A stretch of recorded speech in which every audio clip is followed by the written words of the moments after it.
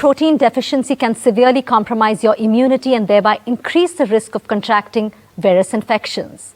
Hello, I'm Ambika Singh Kama. Welcome to Protein X Protein Abhiyan, where we talk to doctors, dietitians, wellness coaches to learn why protein is an essential element for maintaining a healthy lifestyle. Today, we're joined by Dr. Swati Maheshwari, who is an internal medicine specialist with more than 15 years of experience in India as well as abroad. Dr. Swati Maheshwari, thank you so much for joining us today. Thanks, Ambika.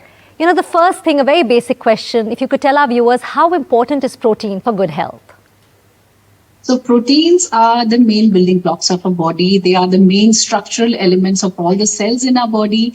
They are a very vital part of our body because most of the muscles, the bones are made up of proteins. And apart from that, all the chemical reactions that happen in our body, all the metabolic reactions that happen in our body are all facilitated by protein only. Apart from that, the entire hormonal system of our body, the hormonal system of our body is something which, helps the cells to connect with each other, and that's why we get such a good function of our body. So these hormones are also formed by protein, so they are something which is very, very essential. Apart from that, we also have some fibrous proteins in the body like elastin, keratin, collagen, which are an integral part of skin, hairs, nails, and bones of our body.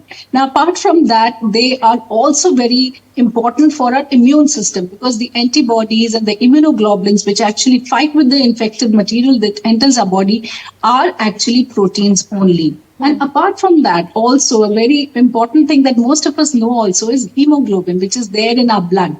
Now, this hemoglobin is again a protein which carries oxygen to the entire body. So protein is something which is very, very essential for all the actions that happen in the body, be it digestion, be it blood clotting, muscle contraction. So all the activities that happen in the body are facilitated by proteins. So protein is extremely critical. Thank you for explaining it, why it is so important for us.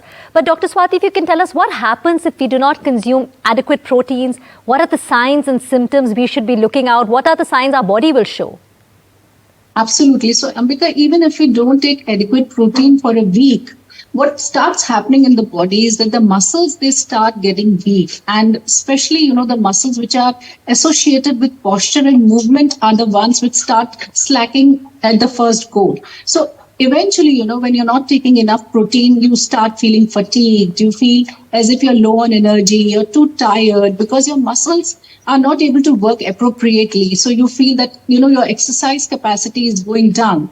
And over the time, if you're still not taking enough proteins, what happens is the muscles start losing their strength and their bulk as well. So, we see a lot of people who have suddenly thinned out or they have flabby muscles. This is all because they are not taking enough protein. Now, apart from this, what happens is that since the neurotransmitters that are there in our brain are also, have a lot of protein in them, their quantity and quality also starts getting compromised. So a person, would have a lot of mood variations. So they suddenly might feel depressed or overly aggressive. So all these changes start coming in. Now, apart from this, since proteins are very vital, people over the time start losing the balance of the body also. So that is also one major problem that comes.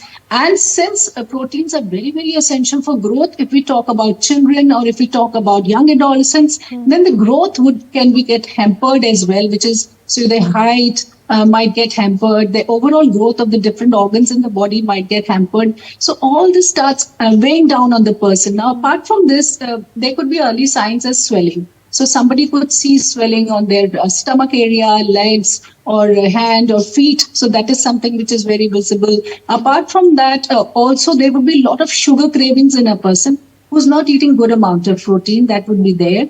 And again, mood is something that, kind of changes quite frequently. And the very, very important thing, as I spoke earlier as well, is one that, you feel so tired that eventually even anemia sets in. And that also, kind of creates a cascade. And, more and more person, gets low on energy, is not able to work, and the other organs start getting compromised as well.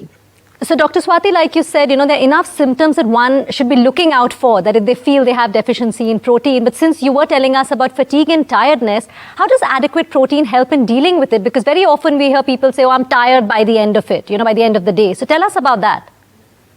Yeah, absolutely. See, since most of the muscles and the bones are made up of proteins. So if you're not taking enough amount of proteins, eventually your muscles would not be able to keep up with the level of activity that you actually want to do. So, exercise capacity would go down. And if you're able to, say, walk up to 3 kilometers or 4 kilometers, slowly that would start decreasing. So it is very essential to take a rich source of proteins to ensure that we are taking an adequate amount of proteins. Otherwise, slowly the muscles, not just they start losing their bulk, what we call it in a medical terms is sarcopenia. That is, the strength of the muscle also starts decreasing, and over the time they atrophy. In the sense, I would say that, that they are not that strong enough to actually carry out the activities that you're supposed to do. Explaining us that really well. I think, awareness, of course, is key. Thank you so much, Dr. Swati, for joining us. Thank you. So with that, we've come to an end of this segment of Protein X Protein Abhiyan, but send us your suggestions or what more you would want us to discuss about protein right here. So write to us on our social media handles or log on to ndtv.com/proteinabhiyan and take the pledge. Use the hashtag ProteinPledge.